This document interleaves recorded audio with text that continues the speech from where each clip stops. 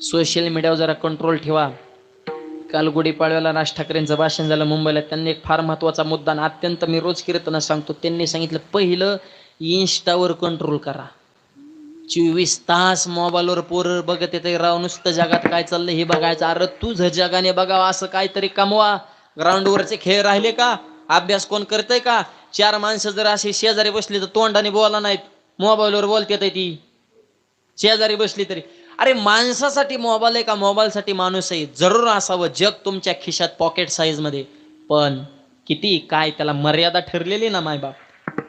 काहीतरी मर्यादा पाहिजे. आमच्या कर्जत तालुक्यात एक गाव आहे पाटील भांबोरा म्हणून. त्या गावाने ग्रामसभेने असा ठराव घेतलाय, 6 ते 9 या संध्याकाळी 3 तासाच्या वेळेमध्ये अख्ख्या गावातले मोबाईल आणि टीव्ही बंद. नेम आहे गावात त्या एक हॉर्न ठेवलाय, भोंगा वाजला, सगळं गावातले टीव्ही बंद.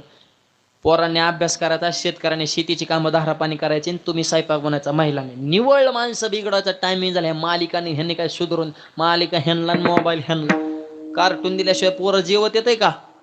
अरे किती माणसं वाहवत चालली. तर ह्याची थोडी तरी मर्यादा घाला. सोशल मीडियाला तरुण मुलांना सांग नाही, सकाळी 2 तास संध्याकाळी 2 तास ठेवा ना त्याला. 19 तास तुमचे स्क्रीन टाइम आहे, तुमची डोकी हँग होते ना, त्याला मर्यादा ठेवा. आणि दुसरा